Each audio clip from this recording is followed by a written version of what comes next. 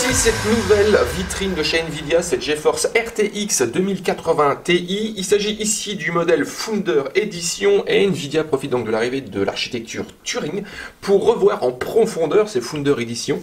On s'éloigne de plus en plus du design de référence et on entre dans le domaine des cartes personnalisées et Nvidia n'hésite plus à faire concurrence à ses partenaires avec une solution dont le refroidissement a été revu, corrigé, amélioré avec une mécanique renforcée et même une solution qui est overclockée en sortie d'usine. Donc ce que je vous propose, c'est qu'on fasse un petit tour d'horizon de cette vitrine proposée à plus de 1200 € en France. Donc là, on abordera cette question du tarif juste à la fin de la vidéo. Donc pour revenir au niveau de la carte, on a quelque chose qui est livré dans un écrin type vert. C'est une carte qui est vraiment travaillée au niveau design. Donc la voici, elle pèse son poids, environ 1,3 kg. Elle marie plusieurs matériaux allant de plastique en passant par l'aluminium, finition chrome un petit peu partout. Je vais parler également moi d'un look industriel avec du scipan et un jeu de courbes comme vous pouvez le constater. Donc du coup on a une sorte de capot de carénage qui englobe toute la carte ici assez courbée mais qui laisse respirer un système de refroidissement assez imposant qui va occuper toute sa longueur. Et en fin de compte, le système de refroidissement est également revu. Ici, on a affaire à une large chambre à vapeur qui est en contact direct avec le GPU et qui va également prendre pas mal de place. Et il est accompagné d'une multitude d'ailettes en aluminium et le tout donc aidé par deux ventilateurs que vous avez ici en charge de propulser l'air au travers de ces différents radiateurs. La carte, comme vous pouvez le constater, donc ne propose pas trop de fioritures, on n'a pas d'un rétroéclairage généralisé, juste au niveau latéral, quand vous l'utiliserez, vous aurez ici le GeForce RTX qui va se rétroéclairer en vert. Côté alimentation, on va récupérer donc un PCI Express 3.0 X16 et il faudra connecter sur le haut, donc à ce niveau-là, deux PCI Express 6 plus 2 broches. Au niveau du design, toujours, donc ça a été poussé, on va dire, au maximum de proposer donc on va dire ce rendu plutôt très épuré. Par exemple, le connecteur NVLink est donc pas visible. Vous l'avez ici. On a ici un petit cache. Donc il suffit simplement de le tirer qui va libérer donc l'accès à ce petit connecteur pour utiliser, si vos finances le permettent, donc de carte graphique au niveau de votre PC. On va regarder au niveau de l'équipement, ça se situe à l'avant, je referme juste ça, je la retourne, voilà. Donc ici on est sur un format double slot, on a pas mal de sorties, ici on a donc 3 DisplayPort en 1.4, on a un HDMI 2.0 et l'arrivée ici donc d'un petit port donc USB, ce qu'on appelle le Virtual Link USB type C. Ici Nvidia entrevoit l'avenir et en particulier l'évolution des casques de réalité virtuelle où là normalement la connectique va être simplifiée pour pouvoir populariser leur usage. Sur l'aspect technique cette fois-ci, donc on a affaire à l'architecture Turing, donc nouvelle génération, nouvelle gravure 12 nanomètres et surtout une évolution importante dans le domaine de la carte graphique puisque Nvidia compte aider à la transformation du rendu en proposant, et c'est une première sur le marché, une solution capable d'accélérer matériellement le ray tracing en temps réel. Donc du coup lorsqu'on va parler de GPU, on a de nouveaux corps de calcul qui arrivent puisque jusqu'à présent on parlait de CUDA Core, on a également désormais donc des RT Core et encore des Tensor Core. Au niveau de la fréquence, le GPU est calibré de base à 1350 MHz et il va être capable de monter jusqu'à du 1635 MHz en mode boost. Pour positionner donc cette fois-ci cette solution par rapport à l'existant et en particulier donc au GeForce GTX 1000 série et tout particulièrement la 1080 Ti, on a une belle progression des performances puisque cette solution propose environ 19% de mieux en Full HD, on passe à du plus 25% en WQHD, donc en 1440p, et enfin, elle est vraiment taillée pour le 4K, c'est vraiment son domaine de prédilection, où là, on a des performances qui s'envolent avec un plus 25 jusqu'à du plus 30% par rapport à l'ancienne donc GTX 1080 Ti. Au niveau donc du refroidissement, puisque c'est également un gros point mis en avant par Nvidia avec ses deux ventilateurs en action, la carte se montre relativement discrète pour une version Founder Edition. Ici on n'a plus de blower, donc du coup on a un sonomètre, nous, selon le niveau de charge, qui se situe entre 36,9 et 44,1 dBA. Enfin, juste avant qu'on se quitte, peut-être petite aparté et petite remarque concernant sa tarification.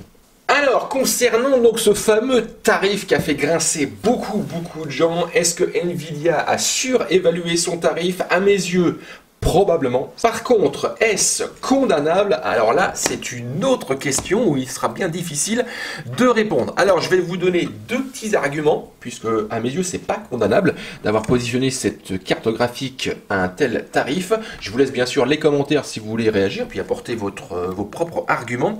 Selon moi, Nvidia a tout simplement un champ totalement libre en face de lui avec aucune concurrence. Premièrement, cette GeForce RTX 2080 Ti est tout simplement la carte gaming mainstream la plus puissante du monde. Ici, il n'y a absolument rien en face.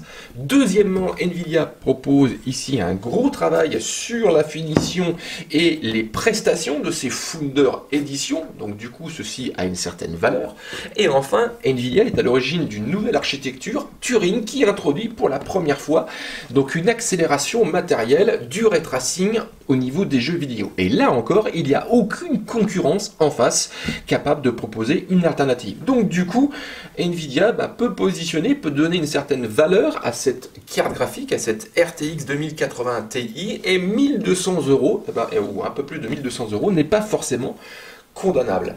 À ceci s'ajoute également donc un marché un petit peu particulier, puisque Nvidia est aussi confronté à un écroulement de la demande au niveau du mining, et donc du coup se retrouve avec un stock assez conséquent de GTX 1000 série. Donc il va falloir également ici assumer et essayer de résorber ces stocks, et donc du coup d'avoir mis un tarif assez élevé sur ces RTX 2020 série, ça permet également de rendre un peu plus acceptable la tarification des 1000 séries. Juste avant qu'on se quitte, donc moi je vous donne rendez-vous au niveau du site où là on va s'attaquer un peu plus en détail à ses prestations, aussi bien en termes de performance qu'au niveau des prouesses de son système de refroidissement. Je vous laisse avec quelques petites images donc de gaming, de gameplay avec différents jeux en 4K, c'est du full option sur une configuration Intel. Si vous souhaitez les détails, n'hésitez pas en commentaire, je vous les mettrai en description.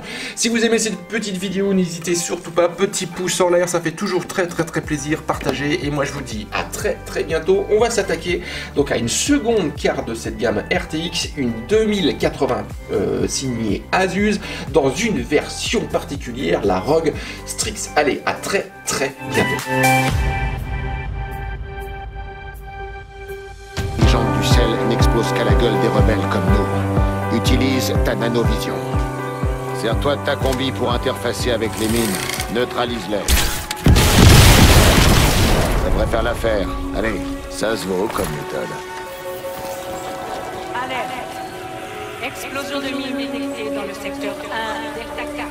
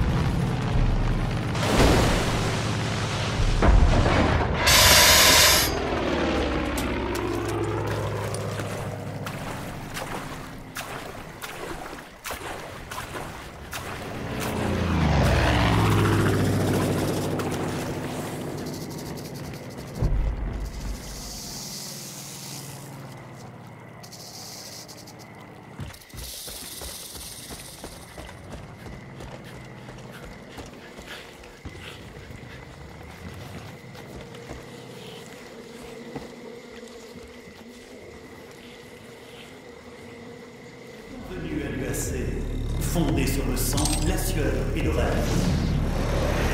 Besoin d'une unité de niveau. Verrouille active.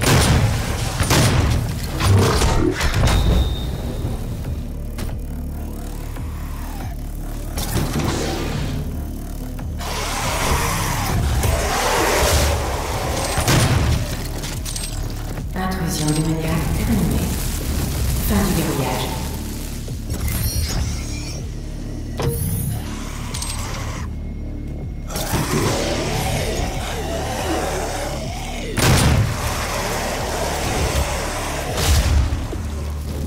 Regardez ces hommes et ces femmes d'exception.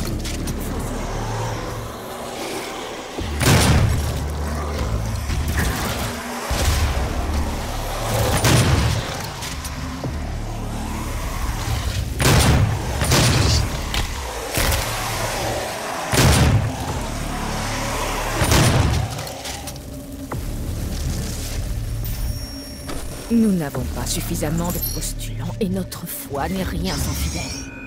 On ne peut pas